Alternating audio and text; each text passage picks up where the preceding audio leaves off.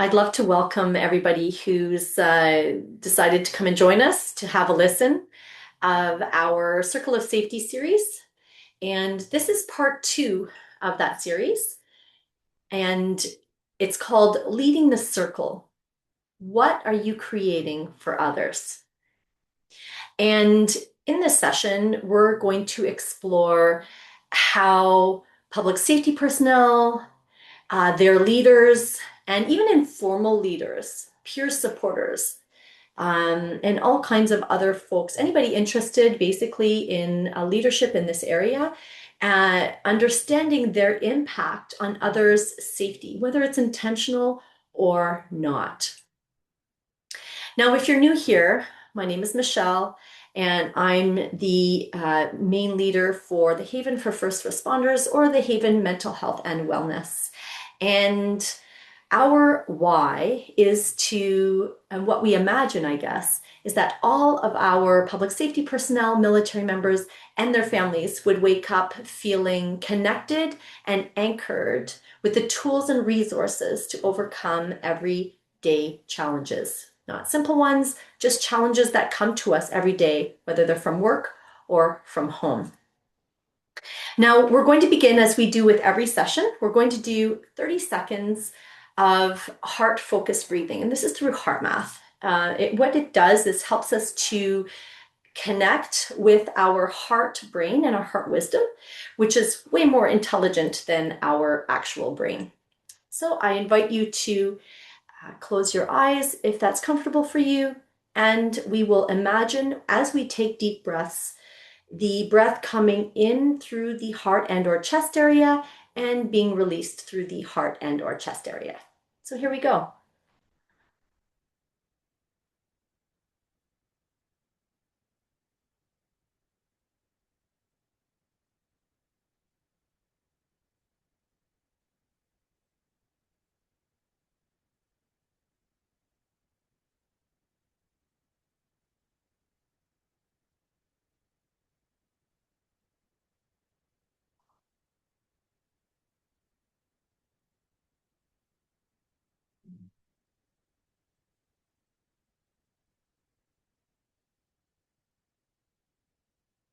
Thank you for joining me in that connecting.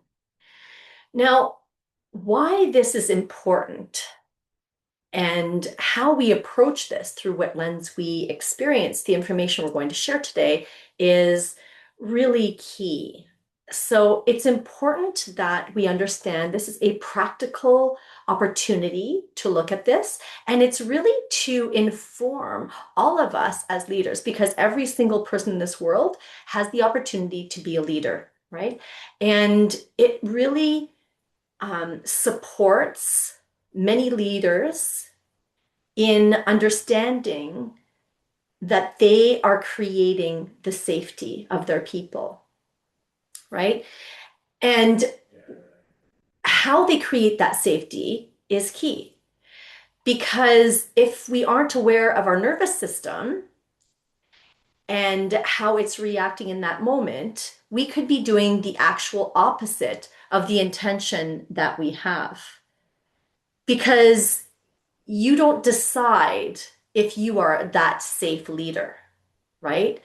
It's decided on your tone, your timing, your regulation, and your consistency. It's not your intention.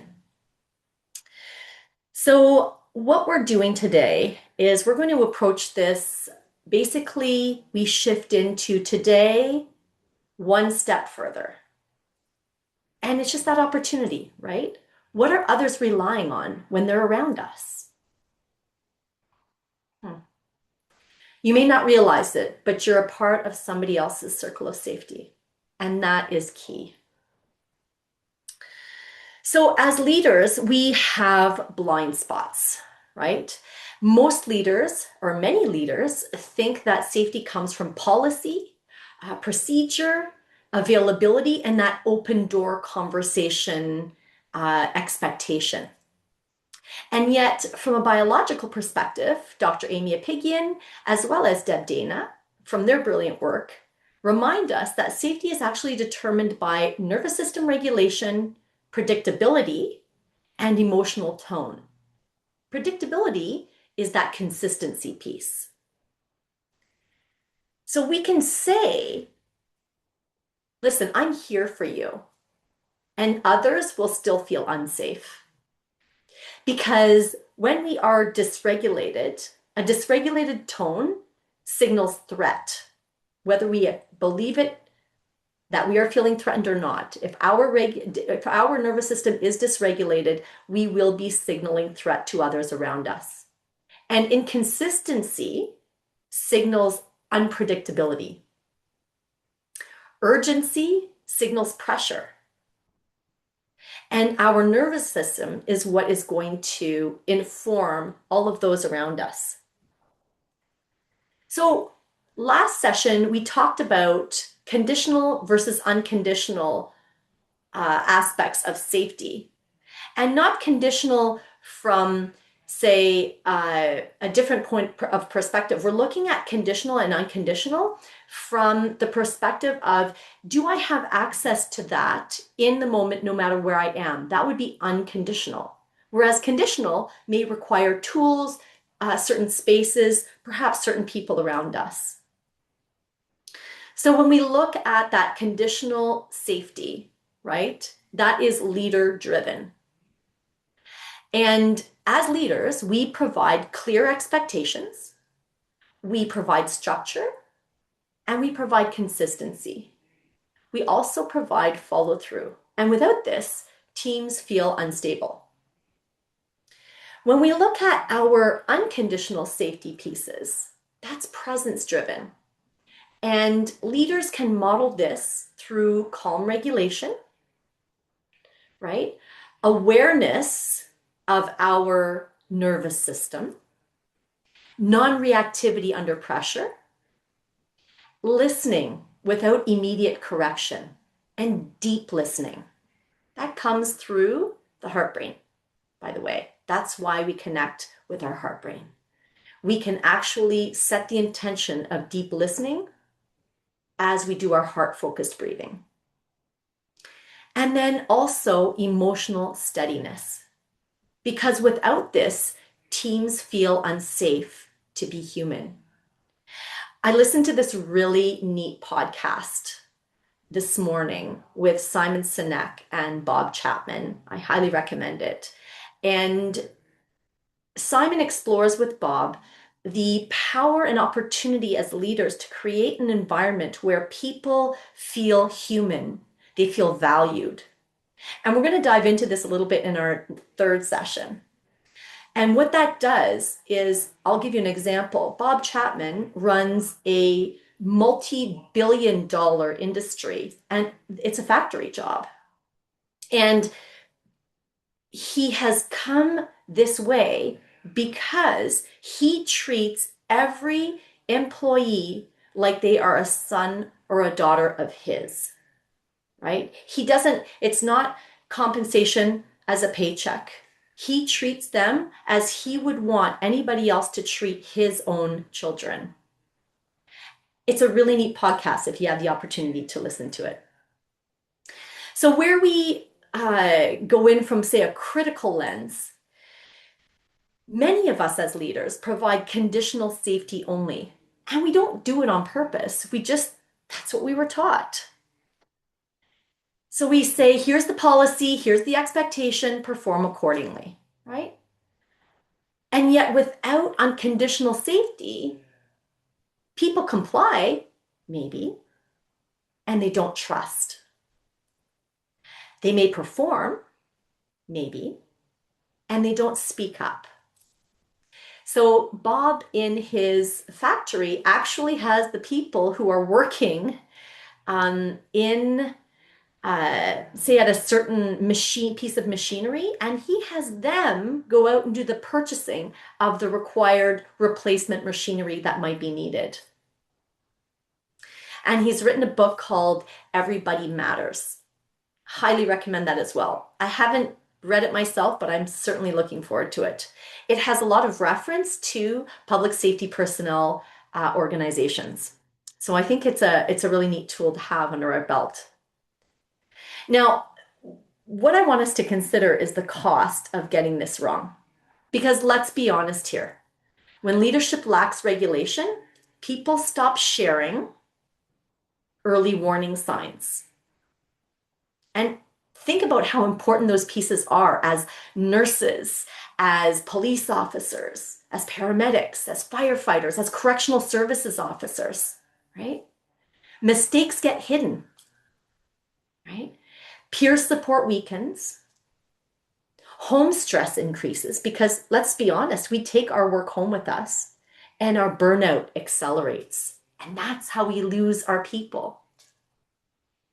This is really not a people problem. It's often a nervous system environment problem. And it's just a learning piece for us all, right? So when we look at what strong leadership actually looks like, it's not perfect ever. I mean, what is perfect anyway? Yet it's regulated enough, and that's key. So when we look at some practical leadership shifts, instead of reacting quickly, which my goodness, I have to work on that piece for sure, pause. Pause before responding. Because I'm not sure where this came from, but I think it might be Viktor Frankl. We always have an opportunity, right? We have our stimulus, we have our response. And in between that is the opportunity to pause and decide what our response will be. And that's the opportunity. Raising our tone, right? Maybe a lower pace and a lower volume to take that edge of pressure off. Noticing when we try to fix immediately and maybe reflect first. Does anything ever really need fixing? Or do we look at how we move forward? Right? And then rushing meetings, right? Because sometimes we need that 60-second reset. So maybe considering that invitation in our meetings of a 60-second reset. Now, one of the things that we can sort of have a self-reflection piece on is that internal leadership question, right? So what am I broadcasting right now, right in this moment? What am I broadcasting? Not what am I saying? What is my nervous system broadcasting? Dr. James R. Doty, a brilliant author of Mind Magic and an incredibly honorable man who's done many things for this world, reminds us through integration that if your team doesn't feel safe, they literally cannot hear your empathy correctly. Your message ends up or could end up being distorted at a biological level. And that's how we receive things, whether we want to pretend we do or not. So there are all kinds of micro practices we can use as a leadership reset. And I'm going to invite that practice of heart-focused breathing, which I will not do as an example again. I will just remind us what the steps are. So HeartMath, another brilliant resource, which I highly recommend you go have a look at for many pieces. They have some wonderful free resources for us and also some fantastic courses for us to take. And heart-focused breathing is we find ourselves in some sort of a position. We don't even have to have our eyes closed. Once we get good at this, we can actually do heart-focused breathing on the go. So we will take deeper breaths than usual. We will inhale, imagining that the breath is coming in through the heart and or chest area.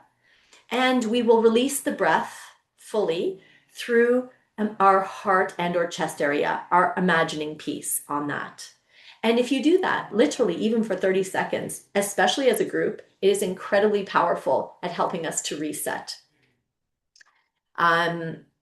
So I think one of the biggest pieces I want us to take away from these discussions we've just had are that leadership safety is felt, it's not stated.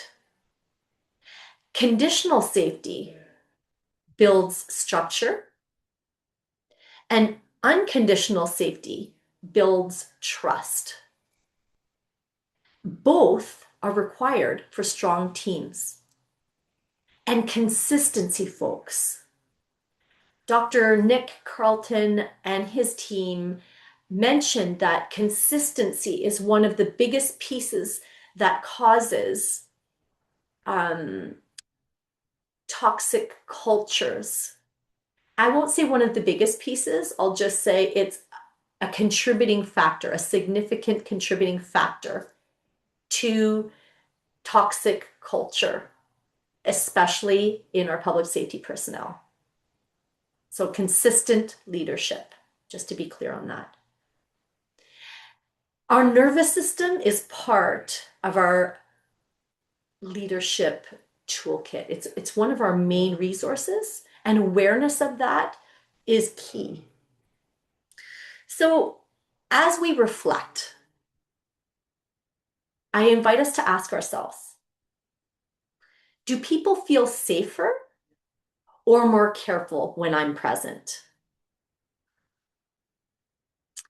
Because strong leaders don't just manage performance, they regulate their environments through their nervous systems. And they lead human beings. Thank you again for listening. I look forward to your feedback. Please give us a thumbs up if you like this. And we'll look forward to seeing you for part 3 of this really interesting series.